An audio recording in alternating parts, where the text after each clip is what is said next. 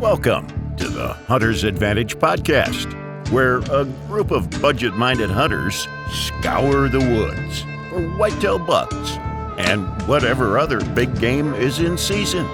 Tune in each week to hear the hilarious public and private land hunting stories and mistake-filled lessons learned. We believe that every hunt brings us closer to God and that we exist to share the good news. And now, your hosts, Christian Babcock and Jake Gaylord. Listen, guys, we wouldn't be able to do the podcast if it wasn't for you all. So we just want to say that you guys are greatly appreciated, and thank you for following along each week. And speaking of support, we are partnered with Out on a Limb Manufacturing, and I can tell you from firsthand experience, Matt and Chase are great, down-to-earth guys, and they make some of the best saddle hunting products out there. Whether you're looking for a set of climbing sticks or a mobile, lightweight, hang-on tree stand, or maybe you're even a one-sticker. You mean tree Pilates? Yes, tree Pilates. If you've been to the grocery store or the gas station lately, you know that Uncle Joe is doing his absolute worst to take all your money. That's why we need hunting gear that lasts year after year. And trust me, I've been rocking the same Out on a Limb Shakar climbing sticks for 4 years and the Ridge Runner 2.0 saddle hunting platform for a few years as well. This gear is built to last. We can confidently say that Out on a Limb is the best bang for your buck. And it's the best gear if you want to deflate a big old buck. Ooh. Make sure you use code HNTA15 at outonilimb.mfg.com for 15% off anything on their website. So if you can show them the same support that you guys show us, please go to outonilimb.mfg.com and use code HNTA15 for 15% off at checkout. Now let's get back to the podcast. Well, hey, everybody, welcome back to the Hunter's Advantage podcast. And today we are joined by a special guest, Don Higgins, a repeat offender of the podcast. Excited to have you on. Well, thanks for having me. Of course. Yeah. And just set the scene a little bit, for those who might not know, Don has been chasing whitetail for more than 46 years, has written articles from the biggest hunting magazines for over 25 years, and has published 2 books on hunting trophy whitetails. He is one of the most successful property consultants in the country and has harvested 3 deer that score over 200 inches, with the most recent 2 being taken on camera. But before we get into that, Don, did you get all your trail cams hung up for today, or? Yeah, I did. We had a rain come in from that hurricane, blew up, and we needed the rain bad. But I seen the weather report, and I wasn't going to be able to do much outside today, so I decided this morning I was going to jump in my truck and drive to Iowa and hang some trail cameras. There's a property over there that I've got exclusive permission for. And even though I don't draw a tag every year, I try to run cameras on the farm every year. And so I ran out the door this morning and got halfway down the road or partway down the road. And I remembered I was supposed to record a podcast with you guys about 6 o'clock tonight. And now here it is pushing 9 o'clock. And I just rolled in the door like literally 5 minutes ago. Yeah, Jake, before you got on, I was asking Don if he's a night owl, because I am. I'd kind of get going by about 9:30 p.m. And he was saying, what were you telling me, Don? You work second shift your whole life? I did. For a number of years, I worked second shift. So, I'd work 3 to 11, get off at 11, have to drive home. It'd be after midnight. And I just, my body got used to that. And so I'm not a morning person now. Now, during hunting season, I will absolutely get up every morning and go deer hunting. But I'd prefer just to lay in bed till about 8 o'clock and slowly get stirred up. And it's usually after lunch when I really get fired up and get to working and accomplishing things. But then I'll work till 10 o'clock at night or whatever. It doesn't bother me at all. So this won't be too bad a deal.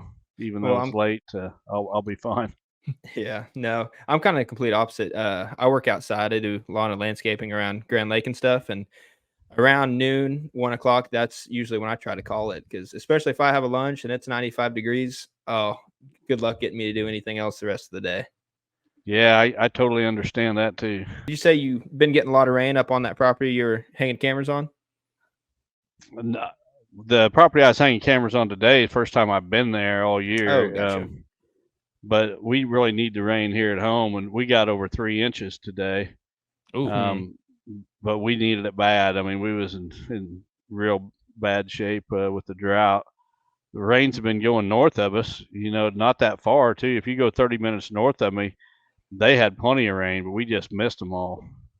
You see, it's crazy because down here where I'm at in Oklahoma, I'm in like the northeast corner, and it seems like it's either raining cats and dogs or it's 102, which is a weird combo. But we've heard you talk about multiple times, if you can get that perfect storm of like weather patterns, a nice easy winter and like a lot of rain during the summer, deer can bring on their best antler potential in the upcoming season. So can you kind of talk on that a little bit, like that perfect storm?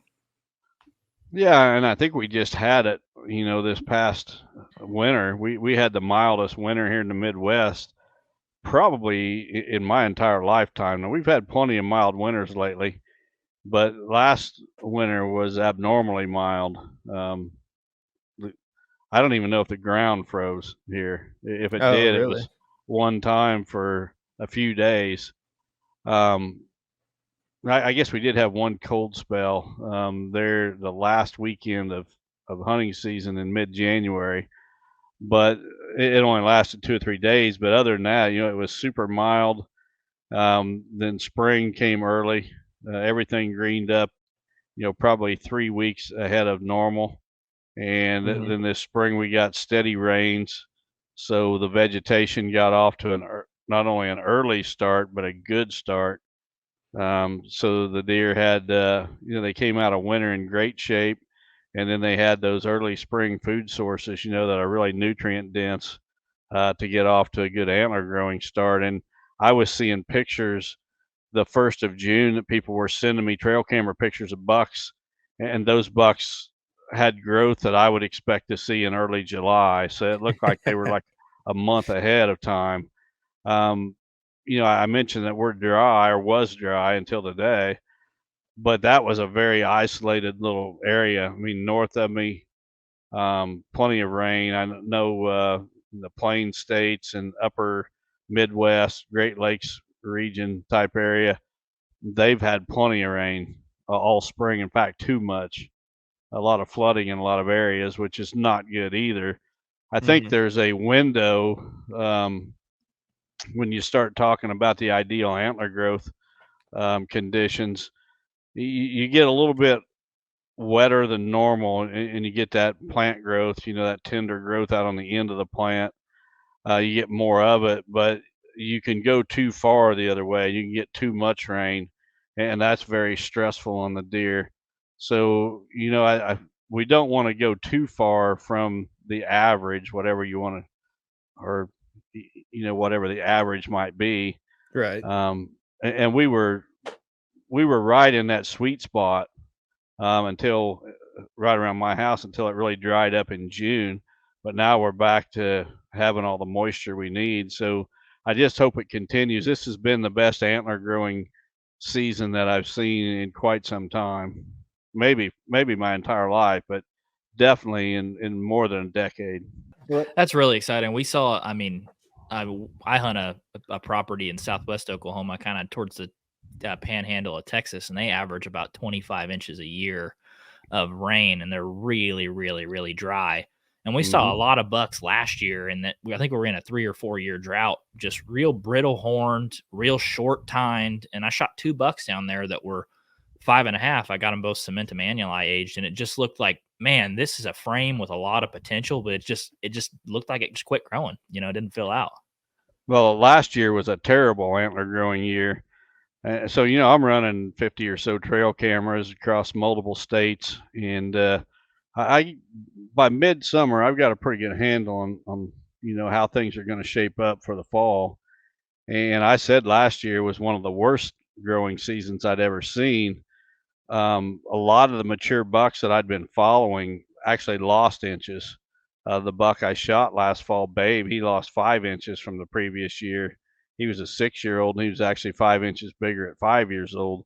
But that was across the board, and lots of the people I've talked to, lots of my consulting clients, it was the same thing. Bucks, if they were already mature, that doesn't mean a 3 year old's not going to add inches or a 2 year old's not going to add inches. But the buck that's already mature, and you're hoping that he has one good growth spurt in him to add 20, 25, 30 inches, That didn't happen at all on any of the bucks I was watching. In fact, they either stayed the same or they lost a few inches. This year, I just got my trail cameras out for the most part, so I haven't had a chance to look at all the bucks, but I have seen some early pictures of some of the bucks I'm following, and every one of them has added inches. You can just see it already. They're not even close to being done growing, but you can see that this year is way better than last year. And we have a public piece that we hunt in southeast Oklahoma. And normally, on public pieces, you don't really get that year to year data on bucks. And but we found this particular area that this one buck, we called him kickstand, and for obvious reasons, just this rack just was really high and tight, and he had some really good mass, and so we just basically called him kickstand. Well, we had 2 years worth of pictures of that deer, and in 2020, at least for here in Oklahoma, I believe that year we seen some pretty good rainfall as well, and it just seemed like the whole time we were checking cameras, like we were just amazed because it's like, oh man, like these deer seemed like they were really, holding really good racks for, I mean, either the body size or what's normally down there. And we had a buddy or after that deer was killed, we had a buddy send us some pictures of that same buck that he had like years prior, and that was like a 6 or 7 year old deer. And that year in 2020, with that good rainfall, he was the biggest he has ever been, antler wise, than even him, like 6 or 7, however old he was when a fella killed him. He actually shrunk a little. Conditions, the antler growing conditions absolutely play into how big that rack's going to be. So we got a good one going this year, though. Glad to see it. Yeah, I'm excited. Are there any bucks this year obviously, we talked to you last summer, pretty much to the week last summer, that you were chasing? Are there any this year that you think are going to be close to that 200-inch mark? I wouldn't be surprised if there's one that does, but I also won't be surprised if none of them hit it. So basically, he doesn't want to give away any of his secrets. Yeah. Yeah, that's not a very convincing answer, is it? Kind of straddled the fence on that one, but I just don't have one that I know for certain. Yeah, he's gonna be 200. There's one that could push it. Actually, a couple could push it. There's a couple that I'm looking for that I really don't personally have the history with, but I've got some pretty reliable tips on a couple that I would say they would definitely be 200. It's a matter of me tracking them down and then getting permission to hunt somewhere within their range where I'd have a chance, but so far that hadn't happened. Yeah. How far out are you how far is your scope, like, from around your house? Do you try to tend to stay? There is no limit. Yeah. Today I was in Iowa putting up cameras. Last week I was in Ohio putting up cameras. I live in Illinois, so if I have access to a good property or I hear about a good buck, I'll go wherever. There's about 3 years ago, I had someone I trust without question sent me a picture of a giant in Ohio, and it was one of them absolutely probably 250 inches plus. And he told me exactly where the picture came from. I know the guy really well. He's How much are you paying this guy? No, I didn't have to pay him, but he's a client of mine, a consulting client from years ago, and he only hunts his own property. And he says, I don't want to deal with people. I don't want to knock on doors for permission. I don't want to deal with people with leases. I want to just go to the woods in peace, and I just hunt my own property. But he knew where this buck was at. It wasn't on his property, and someone shared the picture with him that shouldn't have. And he told me exactly where it was. He told me, he says, you're never going to get permission on that farm where it's at. And I'm like, that deer's big enough. I'm going to try anyway. So the very next morning, I jump in my truck. I drive clear to Ohio, a region of the state that I really had never been in before. Went right to where this guy told me. He marked it for me on Onyx. It was absolutely as he described it. And I knocked on the guy's door and to ask for permission. And when that guy, I mean, it was summertime. The inside door was open, so it was just the storm door, so you could kind of see into his house. And I seen that guy stomping towards the door to answer the door with me standing there, and I knew I was not getting permission. Just the scowl on that guy's face, like, how dare someone knock on his door? He was coming to kick somebody's butt when he answered that door. His yard was just littered in trash, beer cans and just garbage everywhere. And before I could even get out of my mouth what I was there for, he was saying, no chance. Get the heck out of here. Don't come back. So how do you go about that? Is there no neighbors you could kind of, I guess, hunt fences on or anything like that? I did. I mean, the point I was making was that if I hear about a giant like that, I mean, that buck, if you'd see the pictures, that was a once in a lifetime, many lifetimes buck, just a ginormous, super wide, drop tines on both sides, literally 250 plus. And, those bucks don't come along very often. When you get a hot tip, you better act on it fast. And that guy turned me down, but I did get permission from one lady that she didn't butt up to him, but she was across the road, her property. But then I found out she had a son that was about 18, 19 years old, and he hunted, and she just had one little wooded draw. I mean, probably maybe 5 acres of woods. And I found out that 18 or 19-year-old son and his buddy were both hunting that little piece of woods. It was like, there ain't no sense in me showing up to hunt that little piece. Yeah.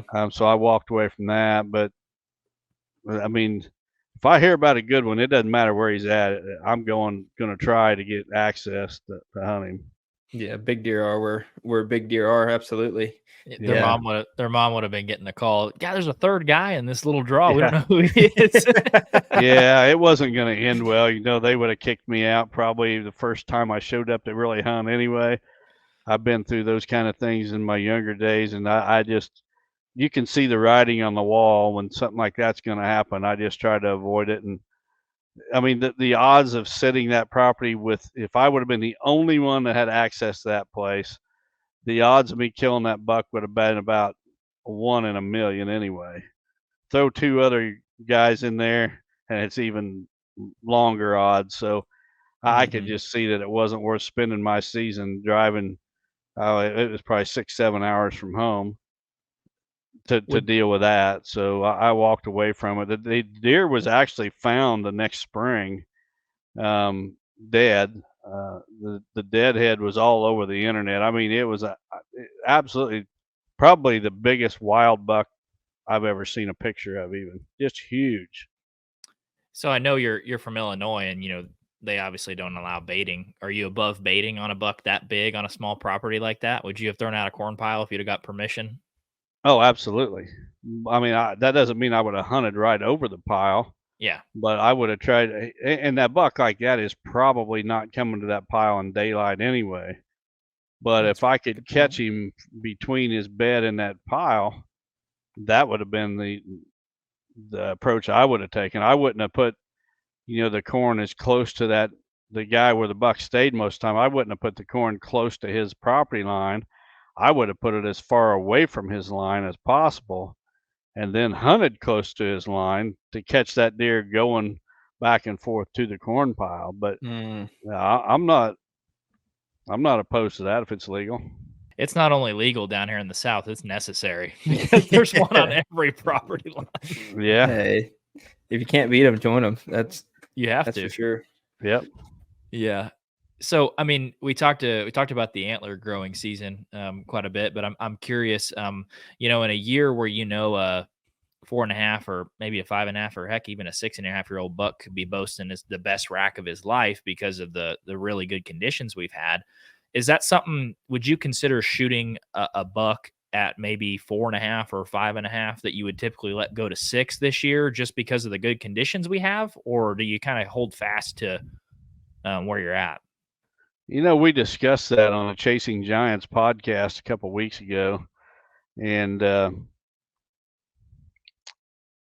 I just I mean, if I got a buck that's, and I do have one that's 5.5, that he's the best buck that I know of for sure, and he's probably going to be the biggest one I know of for sure this fall, unless I get those other two tracked down.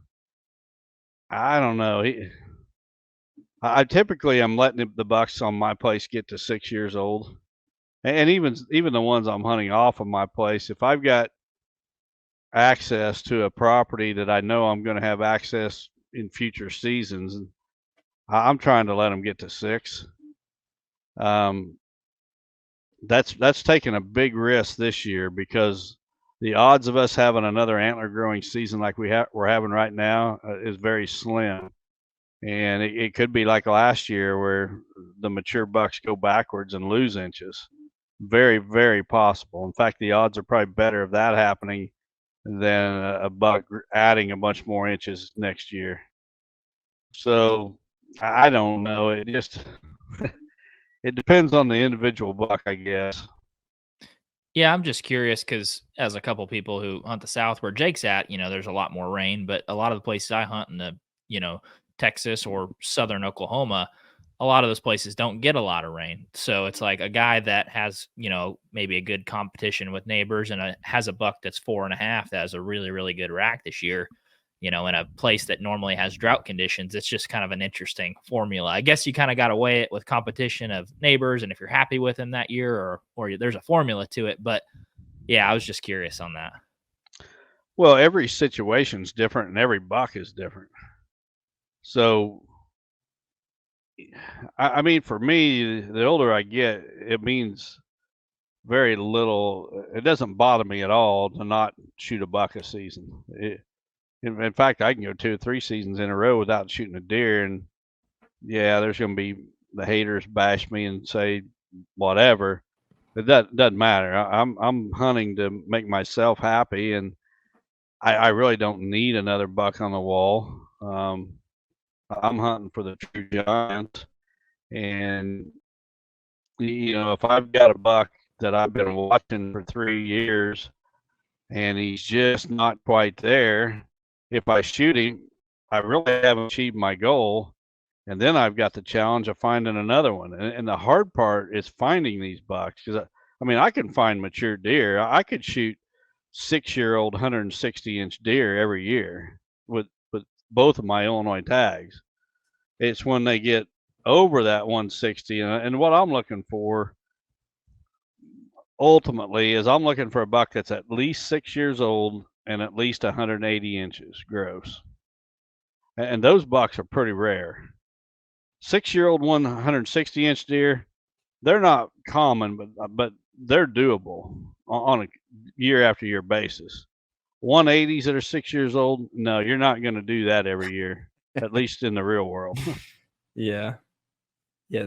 That's insane. You even talking about those type of numbers. Cause I mean, you can, I guess not go on a dry spell, but you could pass deer year after year and be completely happy with it. Me, like someone like me, on the other hand, I do that, but it's not from a choosing standpoint. It's more like of, oh dang, this has sucked. Yeah, basically. But how do you go about, I guess, locating and finding that that 180 class deer this early in the summer? I mean, I guess after years of chasing them, you'll kind of get a feel for the potential of the type of growth, like the antler potential month to month. But like, how do you find them, and how do you know, okay, this deer has potential, and how do you know they're going to stay in that area? I guess from like their summer patterns to their fall patterns. Well, they don't stay most of the time. I mean, here in the Midwest, it's probably totally different than where you guys are at. But these bucks get in bachelor groups in the summer. Typically, they live out in the ag fields, corn, soybean fields. They'll even bed out in those fields all day long, and they don't stay in the woods a lot. But Then in the fall, they shed velvet, the bachelor group breaks up, the crops get harvested, the hunting pressure, hunting season opens, they start getting that human pressure that they didn't feel all summer, and they relocate to their fall range. It's a matter of the way I find them is with trail cameras, Mm-hmm. and I find those bucks typically when they're young. By the time, if a buck is going to be good, if he's going to ever score 180 inches, you're going to know it when he's wearing his third rack. By the time he's a 3-year-old, Mm. I mean, he's just not going to be a 120-inch 8-pointer at 3 and then one day be a 180. That the odds of that happening are so rare. By the time they're 3, you know if they got the potential to be good, and usually it's they've got lots of tines, they've got extra tines, they've got stickers or little bumps that could turn into to stickers or tines. They show the signs early. Now that doesn't mean they're all going to pan out, You're right. but if he's an clean racked 8-pointer at 3, move on because he's never going to be a giant. Yeah. Well, was it Mel that you shot that at 3 years old was 200 already? Yeah, he was, and that was the only wild 200-inch 3-year-old that I ever knew of. And in fact, if I wouldn't have known that buck as a yearling, I would have never believed he was. If somebody just showed me the picture and said this is a 3-year-old, I'd have argued with them all day long. I had that buck on video. I had his trail camera photos. I have one of his antlers when he was a yearling. I have one of his antlers as a 2-year-old. I found both sides as a 3-year-old. You can hold them up there. It's no doubt it's the same deer. And that yearling rack, everybody says, no, you're a year off. No, if you go back to that first yearling rack, I mean, the base of that rack is smaller than my thumb. And if you see the video footage of that buck as a yearling, you see the trail camera pictures of him as a yearling, there is no doubt he's a yearling. If you just cover up that rack, nobody would question that he was a yearling. And he didn't have a huge rack, but he had 10 points. Mhm. He had a nice 5x5 rack, but it was pencil thin and not big at all. But it was a second year. He blew up from year 1 to year 2, and year 2 he was a 160-inch 2-year-old, and he had grown so much I didn't recognize that it was the same deer for about 30 days after I started getting his picture in velvet that next summer. And I kept thinking to myself, what buck is that? I can't figure out what buck that is, because I know the bucks. If I put a camera out in a certain location, I know what bucks I expect to get their picture there. And this buck is on this certain camera, and I just couldn't figure out which one it was. Then finally it dawned on me, and I went and grabbed that rack from the yearling, and I also those yearling pictures, and it was him. He went from a little 5x5 to a bigger 6x6, but the shape of the main beams and the brow tines, there was just no doubt it was him. Mm-hmm. That's awesome. And what do you think caused that I guess anomaly of a whitetail to occur? Was there any like past mild winters and good rain that year? Like why do you think Mel, turned into what he did? Well, if I go back on my farm in 2012, we had a super bad EHD outbreak across the whole Midwest, really. But on my farm, we lost at least 75% of the deer. And I didn't find them dead here. I don't know where they went and died, but that next winter, I had been having at that point about 70 or 75, 80 deer a winter on my farm. They weren't there all year long, but in the winter, I had the food, I had the undisturbed cover, I had every deer in the township coming right to my place. And there was typically 70 to 80 deer. Well, the next winter after that EHD outbreak, I had like 17. So we went from like 70 to 17. So we lost 75% plus of our deer herd. And when those, and it's bounced back. I mean, I'm back to wintering, 70 or so deer here now. But when that herd bounced back, it's almost like the bad genetics died off and good ones replaced it. It was definitely in the genes. And today I've got I've got the best crop of young bucks coming on right now that I've ever had in all my years on this farm. It just keeps getting better and better. Some of that is management, but I think that EHD outbreak in 2012 wiped out some of the bad genes, if you will, the ones that wanted to be 8-pointers. They were 4, 5, 6-year-old bucks that would be 140-inch 8-pointers. I don't have too many of them anymore. They still come along. Don't get me wrong. I mean, there's enough of them that they're going to be some of those every year. But I've also got some really good ones every year. And then the other thing is the management. How I started managing my farm changed about that same time. I just reached another level in my land management, and I was sitting in my stand one day thinking, I'm a farm boy. I've had livestock all my life. Used to show, at the county fairs and all that, show livestock. And so I've, nutrition and genetics has always been really interesting to me. And so I'm sitting in my stand one day, because back when I started on this farm, I tried to save every buck. Every buck that was here, I wanted every one of them to live to be maturity. I mean, to be 6 years old. Well, what would happen is you would have an age class of bucks, and I might have, say, 6 3-year-olds here. Well, obviously some of those were going to be better than the others. Well, I wanted them all to live to 5 6 years old, and what would happen is I would always lose the best ones out of each age class, and I would get stuck with the bottom ones, the clean racked 8-pointers. I'd have a good, 12, 14.3-year-old, and I think, man, he's going to be a giant. Well, he never was here when he matured. He either got killed or I don't know what happened to him.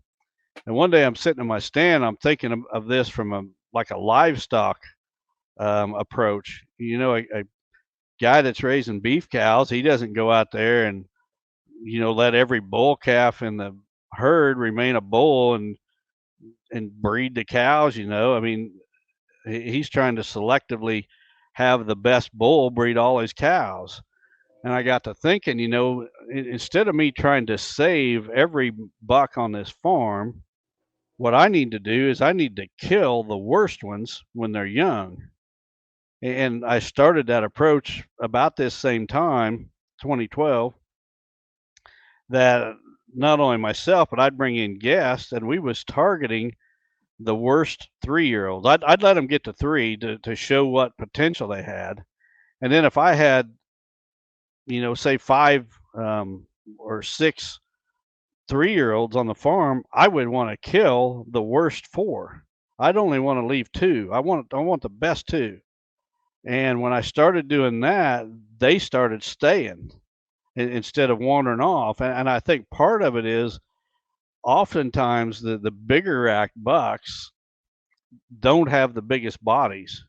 It's you get those 140-inch 8-pointers that have big bull bodies. They're 250, 60, 70, maybe even 300-pound live weight deer with giant bodies, and they got heavy racks. They're big, heavy horn, but they're 8-pointers most of the time. And those bucks with the bigger body, they have an advantage in a fight over a buck that, say, is 30, 40, 50 pounds lighter, but has a bigger rack. That bigger rack doesn't give him any advantage in a fight whatsoever. It's that body weight that gives him the advantage. And I think what was happening is those worst 3-year-olds were running off the best 3-year-olds, and they was just going somewhere else and finding a new home.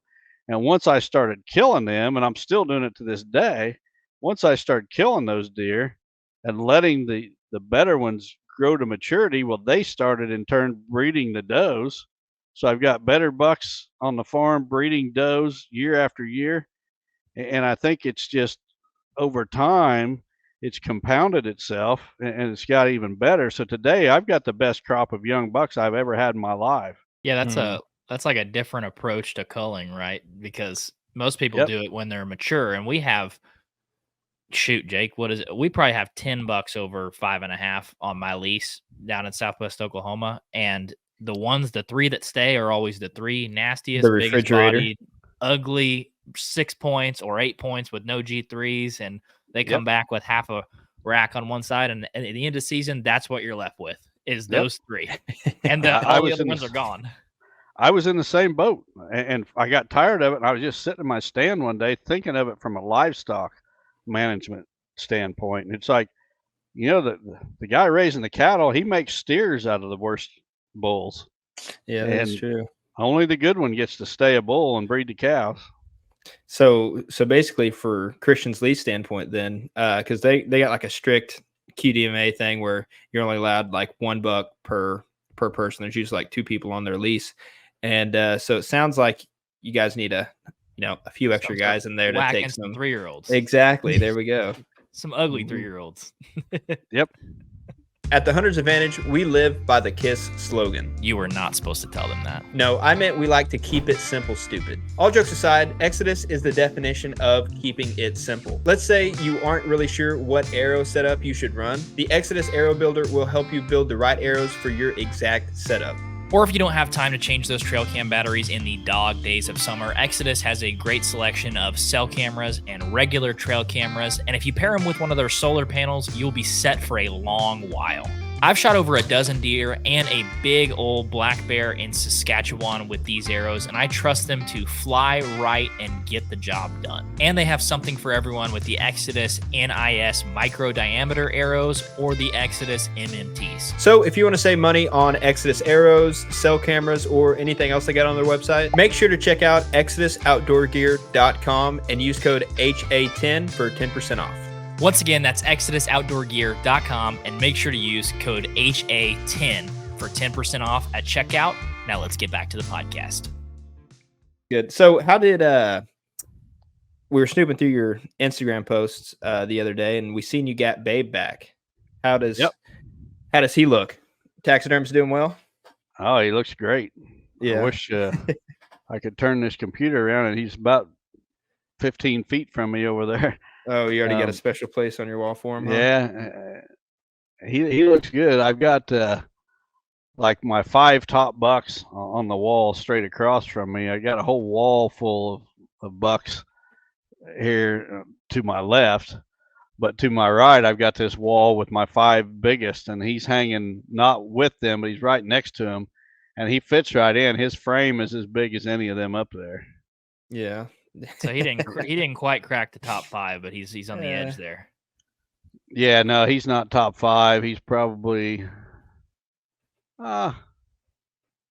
he scored 181, so he'd be in the top 10. I hope my top 10 looks like that one day, Jake. Yeah, we're gonna have to get out of the South for a little bit. Well, that's insane. When you're 60 years old, you got a ways to go. So yeah, that helps. Yeah, I mean, I watched the video of that buck when you guys put it out originally. I mean, it's very obviously a very emotional and touching video, and we wanted to kind of talk about that a little bit and kind of the lessons and stuff you learned through it. But can we kind of take a couple steps back and kind of start at the main stage of where it started with Babe? Is that a buck that you had a lot of history with and a lot of hopes for? Can we talk about that for a little bit? Yeah, and it fits right into what we was just talking about too, because when he was a 3-year-old, he was an 8-pointer, and we was trying to cull him. Really? He was a smart 3-year-old. Yep. He had long G3s. His G3s were a good bit longer than his G2s, and they curved forward, so he was real easy to recognize. In fact, my son-in-law came and spent I think I'd tagged out that year that he was a 3-year-old, and I'm pretty sure I was tagged out that year. My son-in-law even came at Christmas time and stayed for a week, hunted morning and evening trying to kill that deer, because he's one I wanted out of there. Well, we didn't get it done, and not any fault of my son-in-law, because he was going exactly where I was telling him on every hunt, which stand to sit in. And he's seen the deer. He just didn't get it. It didn't come close enough for a shot. Well, so he survives, and the next year he becomes a giant 10-pointer, a big frame 10-pointer. that still had them long G3s that angled forward. And at that point, it's like, well, he's 4 years old now. He's one of the biggest frame deer on the farm. I don't really have at that point some great up and comers. Let's let him live. Well, then next year at 5, he adds stickers to those. To what he had stickers on both G2s and both G3s, and he would have scored in the 180. I think I found those sheds. I think I scored him at 186, and I thought, well, crap, he's really blowing up. 186 at 5. I'm gonna let him go. Maybe at 6 he'll be a 200. Well, that was last year, and we had the bad growing conditions, and he actually lost 5 inches. So he went from 186 to 181. But at 6 years old, and with the new crop of up and comers, my goal last year, there was 2 bucks I wanted off the farm, and I wanted them both off before the rut. And I got Babe shot. I think it was October 22nd or 24th, somewhere in there. And then the second buck, I took a friend of mine, and he shot that one on November 1st, right before the rut heated up. And those were 2 older bucks that I wanted off of the place. The other one was a big 8-pointer that was 5 years old. So we got those 2 out of the way, and then I had 3 bucks for sure on my farm that I wanted to live, and I didn't want them older bucks running them off, and all 3 of those bucks lived. In fact, a couple of others showed up that were pretty good as well, and they all lived. So at the end of last season, I had 5 really good up and comers on my place. Yeah. I watched that video, and after seeing the mount and all that stuff, it's like Babe has this massive frame, and me and Christian talk about it quite a bit. Like a deer, don't get me wrong, Babe scored. I would shoot that deer the rest of my life. But since he didn't hit that 200 mark, I don't know if that's kind of a kick in the nads for you or not. But regardless, where I'm trying to go with this is we talk about, deer that doesn't score, maybe not the greatest, but they look like, they have the frame and the presence of the, a 200 incher or whatever. And more times than not, it's like, I almost hold those, those framey deer that we classify as, just has presence.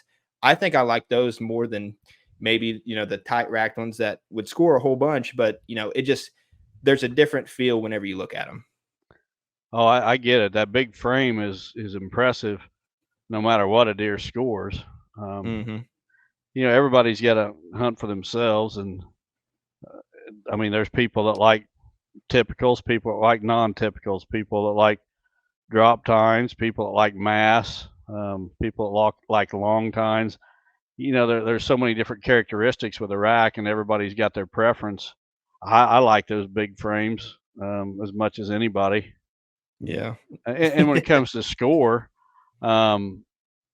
if he would have added 15 inches and scored 200, would he have been more of a trophy? Well, he wouldn't have been any harder to kill. I mean, he would have been no smarter than he would if he lost 5 inches like he did. So, once they get to be 6 years old, it really doesn't matter what they get on their heads. They're a challenge. I found our next team. I like big frames, and I cannot lie. There you go. Big frames. Yeah, I mean, in the context of that video, I mean, you had I think a couple of your grandsons were after that buck as well, weren't they? Yeah, so they came and hunted. Our youth season is it's the first Friday, Saturday, and Sunday in October, and our season opens October 1st. So there was a few days between opening day and youth season. I did not hunt. Going to give them the first chance at it at killing Babe, and he didn't show. They both could have shot bucks. They just chose to wait on Babe and didn't get a chance. So after the youth season, that's when I went after him. Yeah, I mean, talk about a really good bite to take off of on shooting one of your first bucks is going after a 180 incher. That's pretty special. That's pretty unique too. Yeah, and it probably worked out for the better, because if they would have shot that buck, they'd have been ruined for life. And they would every buck would 150-inch buck wouldn't mean that much to them, and I'd rather them just kind of mature as a deer hunter like I did, you just slowly work your way up. And Who was that we had on a while back, and he was talking about that about how we're all trying to bring new people or the next generation into hunting, but how to bring them into hunting where they'll enjoy it and actually take hold of it and like actually want to do that versus just trying to get out here to make it fun and make it basically just a kill shot. It was I can't remember forget. the name.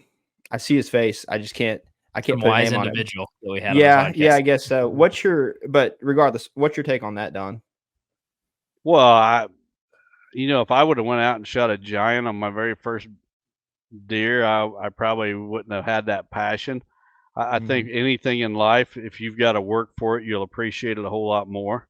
And if you just are the trigger man on a giant, it's not going to mean nothing to you. I mean that feeling of accomplishment is going to last a few days at best, and it's going to be gone.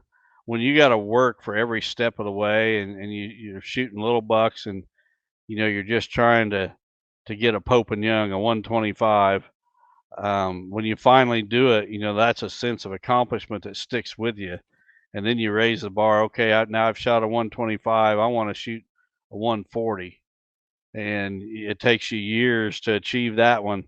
Well, it's exactly what happened to me. I started. When I started, any deer was a target. I mean, I'd have been happy to shoot a doe as my first deer, and then I wanted to shoot. I just happened to shoot a 9-point buck, the first one, but I shot him, and then I was hunting bucks only. I wasn't going to shoot any does. I was only going to shoot bucks, and then I shot a few, even little 6-pointers and whatever, and then it had to be 8 points, and I was only going to shoot 8-pointers or better. And I shot a few of them, and then became they got to be Pope and Young. They got to be 125, and did a few of those, and then it's okay 140. And each one of those steps wasn't like from one season to the next. Each one of those steps took several seasons. So, I appreciated it when I got to the point where I could kill 125s consistently year after year, and then I raised the bar to 140s. I wasn't killing 140s year after year. It took a few years to get to that point where I could, but each step of the way was a sense of satisfaction that stuck with me because it didn't happen overnight. I had to put in a lot of effort to get to that next stage. And I think when you bring a young kid in and you take him out and you throw him in a box blind, and you got a corn pile out there in front, and your cell camera has showed that there's this 200 incher showing up, 3 days out of 5 before dark, and the kid sticks the gun out the window, and he's been the first hunt of his life. He's sitting there playing on a cell phone with his dad until the buck shows up, and dad nudges him to drop the phone and shoot. That kid hasn't accomplished anything. He doesn't have any sense of accomplishment whatsoever. And that, sense of euphoria or whatever is going to be very short lived. I think that's why Jake and I love it so much, is because going out and trying to kill a doe was a feat where we grew up hunting. So just a little bit of backstory. I hunted this, or I started bow hunting this place behind my mom's house. Our neighbors had a little buddy stand alongside a creek, and I didn't know. So what I did is I stole my mom's cracked chicken corn that she threw to her chickens, and every single day I took out a pail of that and walked it across the creek and walked it and put it 10 yards away from that buddy stand. Looking back, it was stupid. 10 yards away, and of course, you know how does work. They come in as a group, and I probably blew my first 5 times trying to kill a doe. And once I did get a shot opportunity, I missed the first 3 times from 10 yards, mind you, still.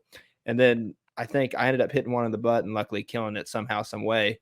But yeah, it's just, and plus, even now, I feel like I'm trying to set the bar here at 125, because our southeast spot, I don't have much private around here to hunt. And that seems like all anybody does in northeast Oklahoma. It's either you hunt deer and fish, or you do crack cocaine or whatever. There's only so much things you can do. So we go hunt southeast for public, and it's okay, we get some good ones on camera. I try to pass, the 120s, or not 120s, low 120s, I should say. And then I f- I try to progress, but I end up always just like regressing a bit, just because if I go dry one year, the next that 121, 122 is starting to look like a 131, 132, and so you just kind of go from there, and it's just a struggle, is all it is. Hmm. I've been there. I Yeah. lived it. Yep. The, the one thing with me though is that I was never willing to compromise. If my goal was, now, don't get me wrong, I shot bucks that were not as, once I put the tape to them, were not as big as I thought they were. Everybody's did that, yeah. Yeah, but if my goal was 125, I was to the last day of season. It could be the last afternoon of the season, and if a buck came by that I thought was 115, he was not getting shot because Yeah. that's next year's 125. But there's always those ones that you think are bigger than they really are once you get them home and put the tape measure to them. Yeah, and I kind of feel that, because I mean, last year, granted, it wasn't, we're hunting this piece that we were going down for a vacation. It was like day 5, and didn't see a buck the whole time. Granted, the conditions weren't the best, but then a cold front moved in, and the movement picked up like a light switch overnight.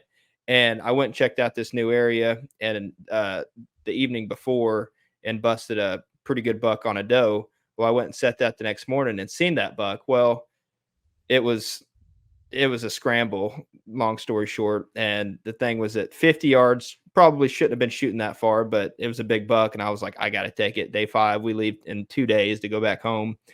And when I say the arrow didn't even land in the same county, it really didn't, because I was shooting offhand side in the tree saddle. So it was a bad deal.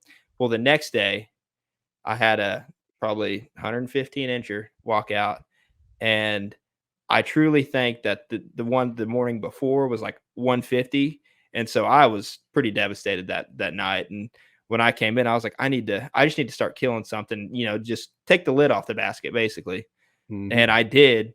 And after, I mean, don't get me wrong, I was thankful for it and all that stuff, but after I picked it up and all that stuff, it was like, I could have went without shooting this. I'm just as thankful. I'm happy for the harvest.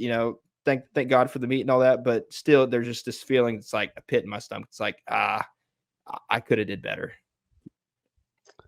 Yeah, I mean, I totally get it, but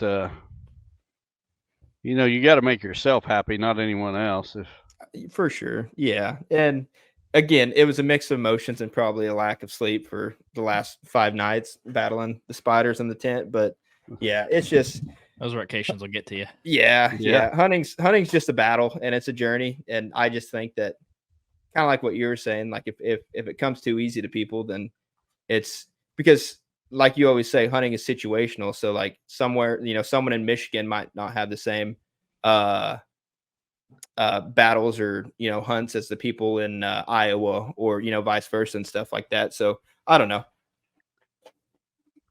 Well, there's no even playing field in bow hunting or whitetail hunting. What I have at my disposal is totally different than what you have, and as far as access to the property, equipment to use, time to hunt, there's just all these different variables, and there's no two hunters that have the very same situation. Even if they have access to the same land, one guy might only have, one day a week that he can get off work to hunt. The other guy might be self-employed, and every time a cold weather front comes through, he gets to take off and go sit in a stand. And so there's just no two people, no two bow hunters in North America have the same playing field. Mm-hmm. Yeah, you're not wrong about that. I mean, sticking in the vein of what a big buck means to you, kind of going back to Babe a little bit. I thought I heard you in the last week of the podcast talking about, in that situation last year, what was happening with your family. You wouldn't have cared if Babe was 300 inches and he was out on the farm. Can you talk about that a little bit? Yeah, so I was going into last season, last summer, actually just a year from ago from now. Had high hopes that Babe was going to be a 200-inch deer. He was 186 the year before, and was trying to get the first pictures of him in velvet. when I finally did, I was really somewhat disappointed because he was no longer a 5x5 mainframe. The one side went back to, actually both sides went back to a 4x4. One did have an extra tine, one side did, but then in August, my oldest daughter was diagnosed with cancer, and all of a sudden deer hunting didn't matter at all. I mean, it went from being way up on my priority list. It wasn't number one. My family's definitely always been above my deer hunting, but deer hunting was right below the family. Yeah. But when she came down with cancer, it's like deer hunting just completely fell out of the picture. And just a lot of things happened. My grandsons it was their mother that had cancer, and they was dealing with it at home, and I wanted them to shoot the deer. It would have made me happy as could be if one of them would have shot that deer instead of me, and that didn't happen. And so I ended up shooting a deer, and a couple of good friends of mine that have, been friends for 40 years or more, um, were there to help me track the deer and drag him out. And the whole thing that deer did is it just solidified the idea in my mind that people are way more important and relationships are more important. I've said many times that the best thing deer hunting ever did for me was the people that it brought into my life. It's not the deer on my wall. It's not the meat in the freezer. The best thing deer hunting ever did was the relationships with the people. Um, a lot of people in the hunting industry, but just everyday guys, local friends or friends from here and there, people I've run into and became friends with because of deer hunting. That's the best thing deer hunting ever did. And Babe just kind of reinforced that whole idea in my mind. Yeah, I mean, you talk about priorities a lot, and that video really ministered to me because it's like, as a 27-year-old guy who's a believer, it's very easy to make hunting an idol. It's very easy to make big deer an idol. It's very Mhm. easy to be sitting here on the 12th day away from your wife, and she wanted you to come home 6 days ago. And you're like, "Well, I'm chasing a big one." And you realize very quickly, especially in times of when things happen with family, or heck, even people being lost, that it doesn't really matter that much. Well, to be honest, when I was your age, deer hunting was number one, and everything else was below it. And it didn't matter. I mean, I would literally go to family Christmas events, and I'd take my hunting gear, and as soon as dinner was over, I'm going to the woods. If you guys want to open presents, you better get the show on the road right now, because Mhm. once I've put that last fork of food in my mouth, I'm out the door, people. I'll be back after dark if you want to wait till after dark.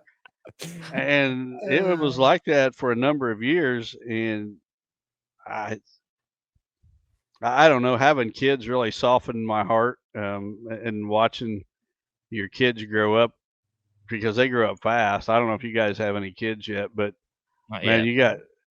I'll tell you what, you blink your eye. One day they're little babies in a crib, and you blink your eyes, and next day they're out the door going to college, and it happens that fast. And I don't know, I think just aging, gives you a different perspective on things. And slowly I realized that deer hunting is not the most important thing in the world. And see, I never had other hobbies. I fishing, turkey hunting, all that garbage. I never. It was deer.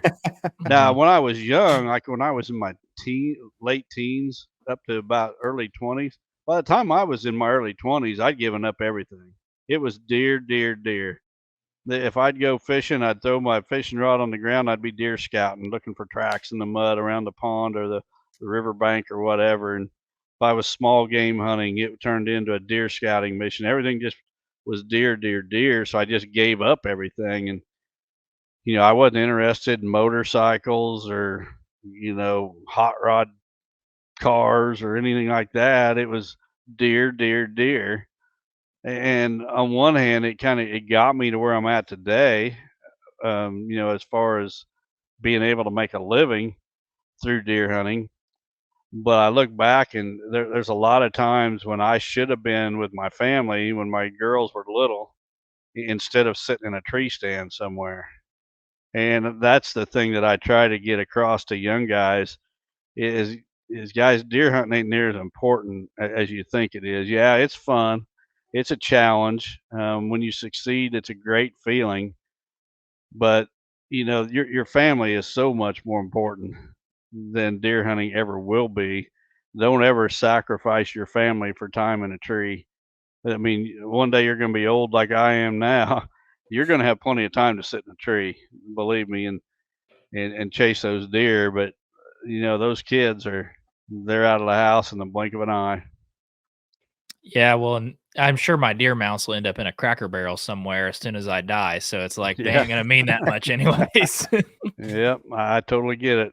If you guys are anything like us, you love being in the deer woods and chasing big bucks. But there's another part of you that has that itch to chase other big game species. If you've ever dreamed of chasing black bear, mule deer, or moose, Alberta, Canada is the land of opportunity for these adventure-style hunts. Each year, hundreds of first-time visiting hunters from around the world come to Alberta for the options, quality, and accessibility that the land offers. With over 1,800 Boone and Crockett entries and endless possibilities of taking multiple species on a single trip, Alberta is truly a paradise for a big game hunter. This is why we partnered up with the Alberta Professional Outfitters Society. To check it out, go to apos.ab.ca and click Find an Outfitter. From there, you can browse all the different big game species and hunting styles that fit with what you want out of the hunt. Or you can send a free hunt inquiry through the Follow the Lead tool, and the outfitters who have what you are looking for will reach out to you directly. So make sure to check out apos.ab.ca to learn all about hunting in Alberta and get connected to the right outfitter for you.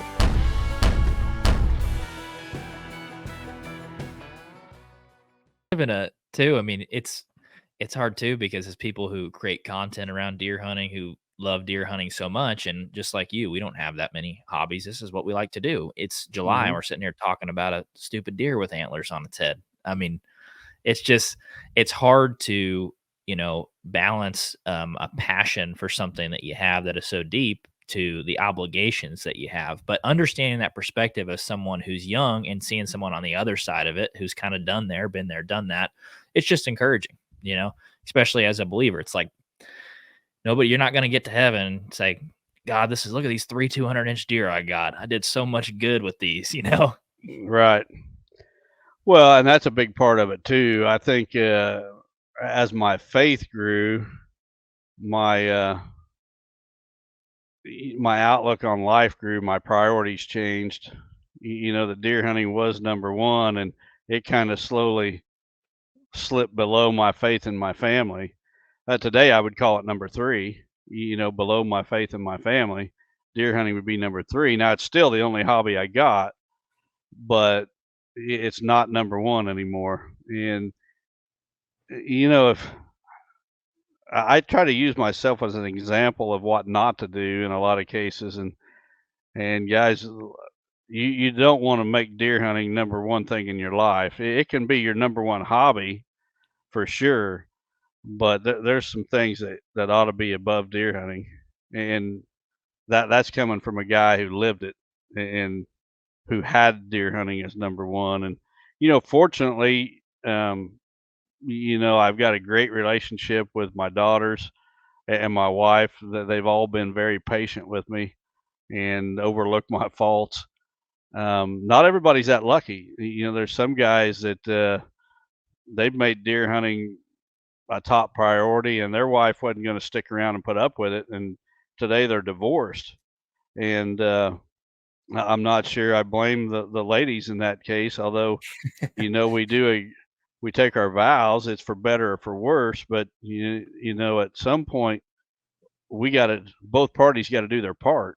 Right. How much can you expect the other party to put up with? And I don't know. I like talking to younger people because, I can't relate to an 80-year-old man. If if I'm having a conversation with an 80-year-old man, I do way more listening than I do talking because he's been my age. He can talk to me in a way that, someone that's 40 can't, because someone's 40 hasn't been 60 where I'm at today. I can share life experiences because I've been 27. I know what it's like to be 27.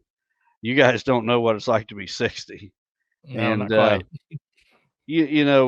a lot of people, there was plenty of older guys that I looked up to that gave me advice, and they helped me shift my priorities as I matured. And I don't mean matured, from a kid to an adult. I mean as an adult, as a young adult to a middle-aged adult to an older age adult. There's maturing that continues throughout your life, and I just found that when someone older than me's talking and we're having a conversation, I need to do way more listening than I do talking.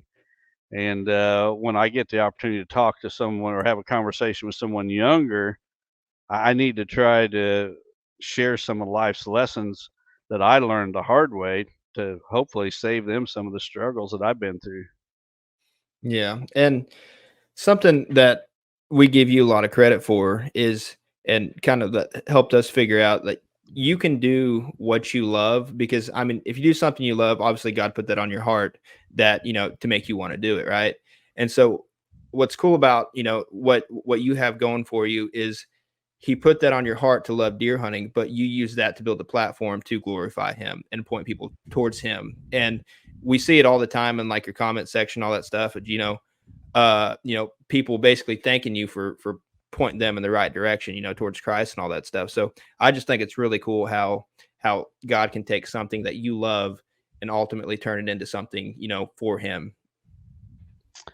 Yeah, I mean, I didn't see the big picture when I was younger and chasing these deer.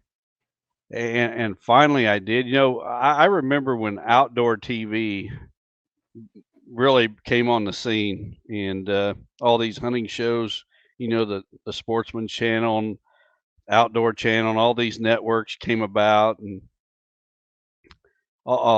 everybody had a hunting show.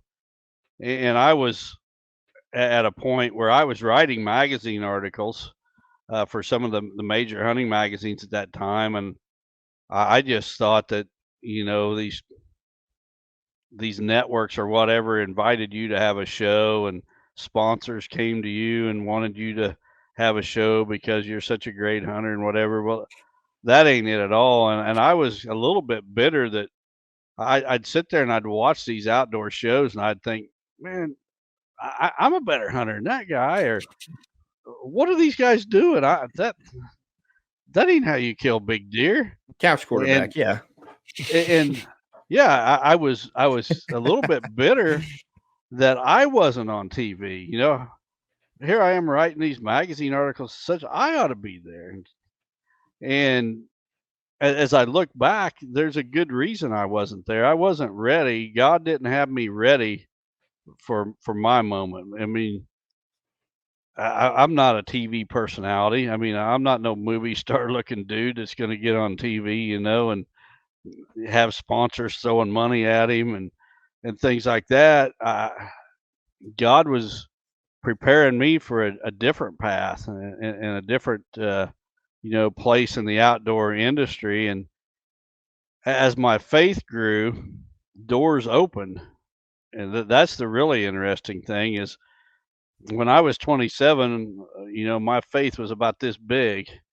Um, I wasn't a Christian flat out, but as my faith grew, doors started opening.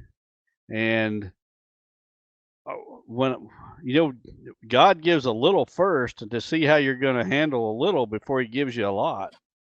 And that's exactly what happened with me. As my faith grew and I started working that into magazine articles and things like that, and when I would do a seminar, I would just maybe one little comment about my faith or something. Maybe I would throw a scripture on the screen as the final slide or something. And when I started doing things like that, doors started opening and more doors started opening. And the more I just let it out and shared my faith with the world, then doors just started opening right and left, and it's all because of him. I didn't open those doors; he opened those doors. And one message that I share a lot is that people talk about being blessed or blessings, and they think that a lot of people. I'm not don't think this applies to most Christians, but just people in general think that a blessing is just something that God drops in your lap. Like, man, I wish God would bless me with a new pickup truck, and a pickup truck just falls out of the sky, out in your front yard. And, well, I'm blessed. I'm blessed. Blessings, the way to look at a blessing is God opening unlocking a door for you, but it requires something of you as well. It's not going to just fall in your lap. He unlocks the door, but you got to open the door and go through. If you think about it, even the greatest blessing of all, our salvation, Jesus paid the price. Jesus unlocked that door, but it requires something of us. We got to accept that. It's very simple. We don't have to do much. We just got to walk through the door on the other side, and it's waiting for us. But we got to do something. We got to accept it. And life's blessings are that way. They're not just going to fall in your lap, but it's God opening doors. And what I figured out several years ago was that when God opened the door, I was going to go through it. If somebody called and wanted me to do something related to hunting, speak at a church, whatever, I was going to do it. And when he unlocks doors for people, there's all different reactions. There's people that they don't want anything to do with it. I'm not going near that door. I'm not going to speak in public. My public speaking skills when I was your age were so terrible, I couldn't get up in front of 3 people and talk. But I got invited to speak at some things because of my outdoor riding.